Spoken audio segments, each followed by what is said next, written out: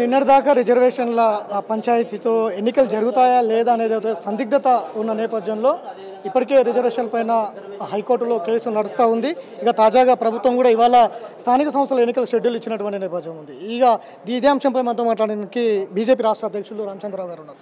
సరే ఏంటి ఈ షెడ్యూల్ని ఎలా చూస్తారు?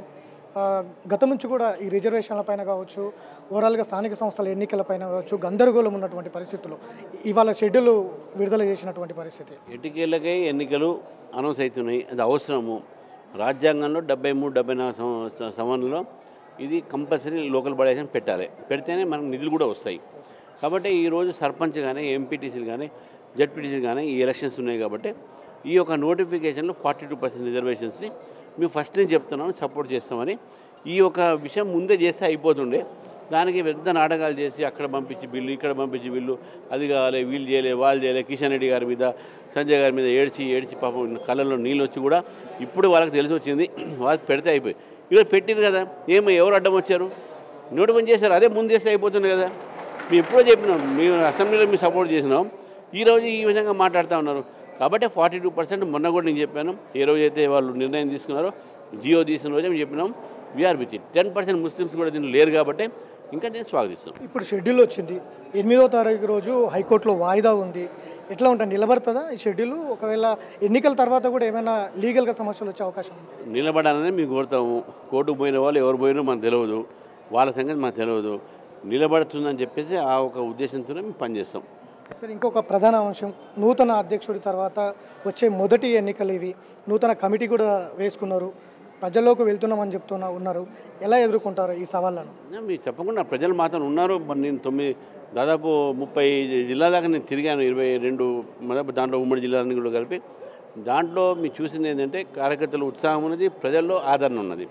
ఎందుకంటే వాళ్ళు టీఆర్ఎస్ని చూశారు, కాంగ్రెస్ని చూశారు. ఒక అవకాశం బీజేపీకి ఇచ్చింది. ఈరోజు స్థానిక స్థాయిలో ఈరోజు భారతీయ జనతా పార్టీ బలం పెరిగింది, గ్రామీణ ప్రాంతంలో బలం పెరిగింది, ఓటు శాతం పెరిగినాయి.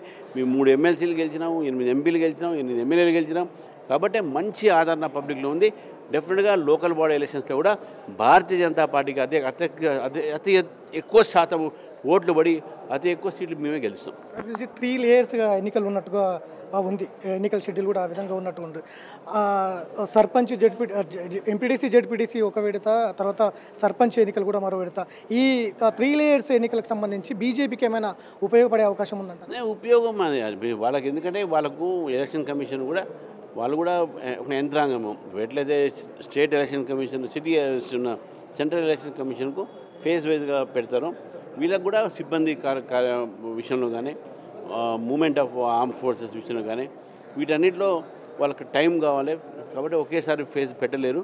కాబట్టి 3 డిఫరెంట్ ఫేజ్ పెట్టాలి. అది యంత్రాంగం సంబంధించినటువంటి ఒక వాళ్ళ నిర్ణయము.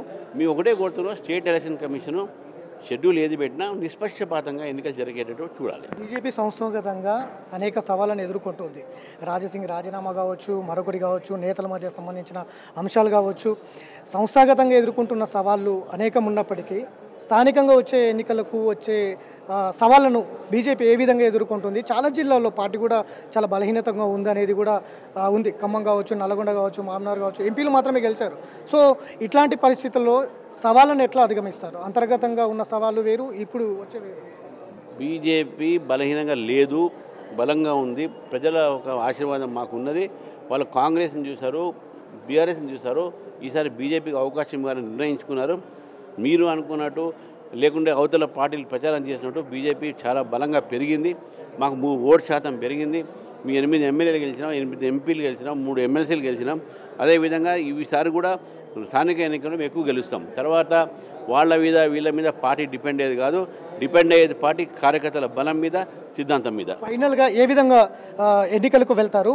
పొత్తులు ఏమైనా ఉంటాయా, లేదంటే అన్ని స్థానాల్లో బీజేపీ ఒంటరిగానే పోటీ చేస్తుందా అనేది కూడా ఒకటి చెప్పాలి. అట్లనే భారీ మెజారిటీతోటి ఎక్కువ సీట్లు కూడా గెలుస్తామని చెప్తున్నారు. ఏ విధంగా ముందుకు వెళ్తారు?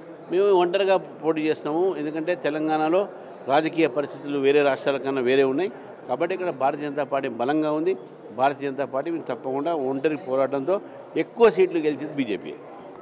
సో ఇది ఎన్నికల షెడ్యూల్ కావచ్చు, బీసీ రిజర్వేషన్లకు సంబంధించిన ప్రభుత్వం తీసుకున్న ఈ మధ్య కాలంలో ప్రభుత్వం తీసుకున్న నిర్ణయాలు కావచ్చు స్వాగతిస్తున్నాం. ఖచ్చితంగా ఎన్నికలు జరగాల్సిందే. మొత్తం కూడా గ్రామీణ వ్యవస్థ అంతా కూడా కుంటుపడింది. ఎన్నికలు జరగాలి. నిధులు కూడా కేంద్రం నుంచి వచ్చే నిధులు కూడా ఆగిపోయినాయి కాబట్టి ఎన్నికలు జరిగితే గ్రామ పరిపాలన బాగుపడుతుంది. ఈ జీవో గతంలోనే, ఎందుకంటే రాష్ట్రపతికి పంపించడం, గవర్నర్కి పంపించడం కంటే ముందు ఈ జీవో తీసి ఉంటే, ముందు నుంచి కూడా చెప్తున్నాం జీవో తీయాలని. ఈ జీవో తీసినందుకు, జీవో ఇచ్చినందుకు ప్రభుత్వానికి స్వాగతం పలుకుతున్నాం. ఎన్నికల షెడ్యూల్ కూడా స్వాగతం పలుకుతున్నాం. ఖచ్చితంగా ఎన్నికల్లో సిద్ధంగా ఉన్నాం. ఎన్నికలకు ఖచ్చితంగా భారీ మెజారిటీ స్థానాలు బీజేపీగా సాధిస్తాం. పార్టీ క్యాడర్ కూడా అంత సంసిద్ధంగా ఉన్నది. ఒంటరిగా పోటీ చేస్తాం, మెజారిటీ స్థానాలు సాధించుకుంటాం అనేది అయితే రామచంద్రరావు చెప్తున్నటువంటి సిచ్యువేషన్. వీడియో జర్నలిస్ట్ గౌస్తో వెంకట్, బిగ్ టీవీ, హైదరాబాద్.